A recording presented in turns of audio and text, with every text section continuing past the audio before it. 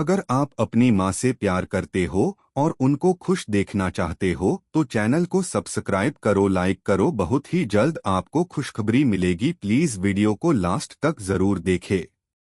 सास की आलसी आदतें।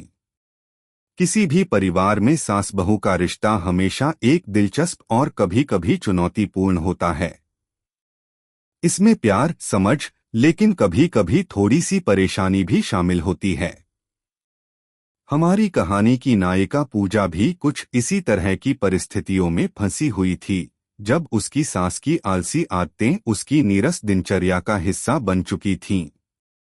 पूजा, जो खुद एक मेहनती और ईमानदार महिला थी, हर दिन अपनी सास की आलसी आदतों से तंग आ चुकी थी, लेकिन उसने इस समस्या का हल निकालने का एक बहुत ही मजेदार तरीका ढूंढ लिया।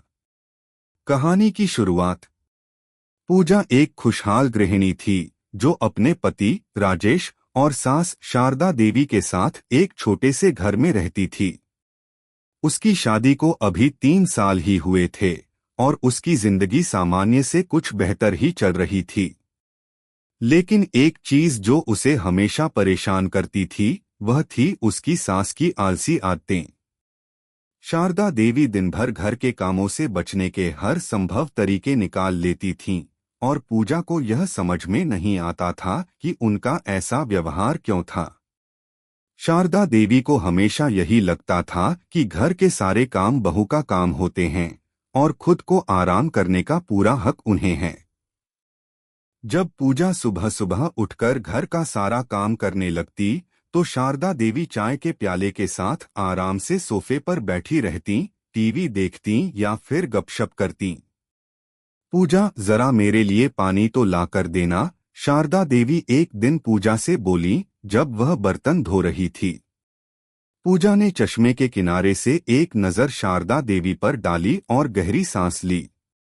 माँ, पानी तो आपको उठकर खुद ही ले आना चाहिए था, आप तो सोफे पर बैठी रहती हैं। शारदा देवी हंसी में बोली, अरे बेटा, मैं थक गई हूँ, तू तो समझती नहीं है। अब तू ही कुछ कर, मैं कुछ नहीं कर सकती।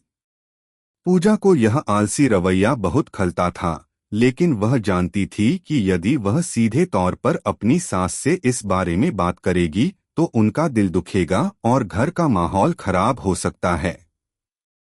ऐसे में पूजा ने इसे हल्के तरीके से दूर करने की ठानी। पहला कदम, सास को समझाना। पूजा ने सबसे पहले शारदा देवी से एक प्यारी सी बातचीत शुरू की। एक दिन जब दोनों रसोई में काम कर रही थीं, पूजा ने शारदा देवी से कहा, माँ, आप कितनी मस्त रहती हैं, हमेशा आराम से बैठती हैं। मुझे लगता है अगर आप थोड़ी मदद करें तो घर का काम जल्दी हो जाएगा और हम दोनों को आराम करने का मौका मिल जाएगा। शारदा देवी मुस्कराईं और बोली, बिल्कुल, लेकिन तुम तो इतनी स्मार्ट हो, तुम ही कर लो। पूजा ने हल्के से हंसी के साथ कहा, आपकी मदद से सब जल्दी हो सकता है माँ। आप थोड़ा सा भी काम कर लें तो मुझे बहुत मदद मिलेगी। लेकिन शारदा देवी ने इसे नजरअंदाज कर दिया और फिर से अपनी आलसी आदतों में खो गईं। दूसरा कदम, मजेदार तरीकों से शारदा देवी को प्रेरित करना। पूजा ने सोचा, अगर सीधे तरीके से काम नहीं बनेगा तो क्यों न कुछ मजेदार तरीका अपनाया जाए। वह जानती थी कि शारदा देवी को हर काम में कुछ मजेदार और दिलचस्प लगे तो वह थोड़ा अधिक उत्साही हो सकती हैं। इस विचार के साथ पूजा ने एक नई योजना बनाई। एक दिन पूजा ने शारदा देवी से कहा, माँ, आज हम एक खेल खेलते हैं। जो भी पहले काम खत्म करेगा उसे एक छोटी सी चॉकलेट मिलेगा। क्या आप तैयार हैं? शारदा देवी ने थोड़ी देर सोचा और फिर अपनी आलसी हंसी के साथ बोली, आखिर तुम क्या करना चाहती हो? ठीक है, मैं भी देखती हूँ कि तुम मुझे हराकर क्या करोगी। इस नए खेल के साथ पूजा ने शारदा देवी को न सिर्फ उत्साहित किया, बल्कि वह काम में भी जल्दी लगी। शारदा देवी ने थोड़ा बहुत मदद करना शुरू किया और पूजा ने देखा कि यह तरीका उनकी सास के आलसी रवैये को बदलने में काफी मददगार साबित हो रहा था। धीरे धीरे शारदा देवी ने काम में रुचि लेनी शुरू की और घर के छोटे मोटे कामों में पूजा का हाथ बंटाने लगी।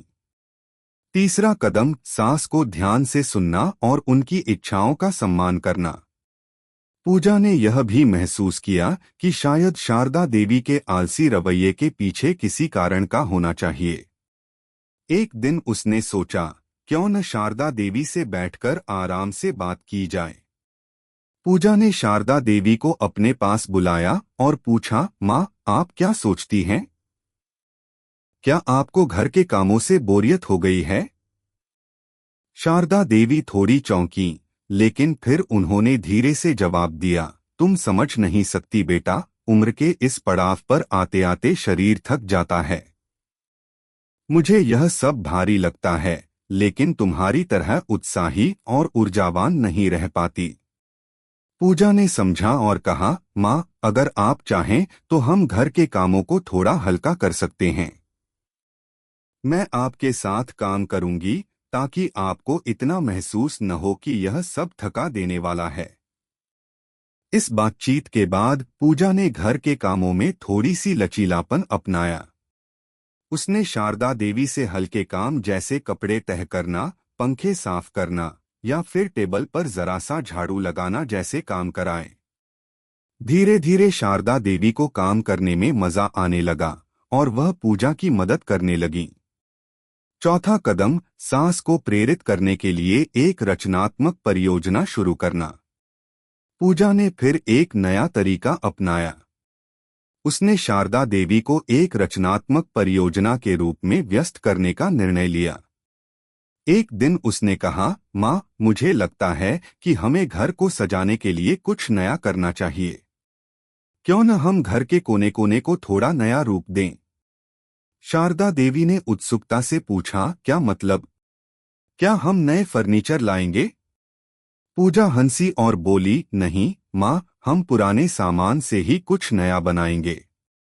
हम अपने घर के लिए कुछ खूबसूरत और उपयोगी चीजें बनाएंगे। शारदा देवी को यह विचार बहुत अच्छा लगा।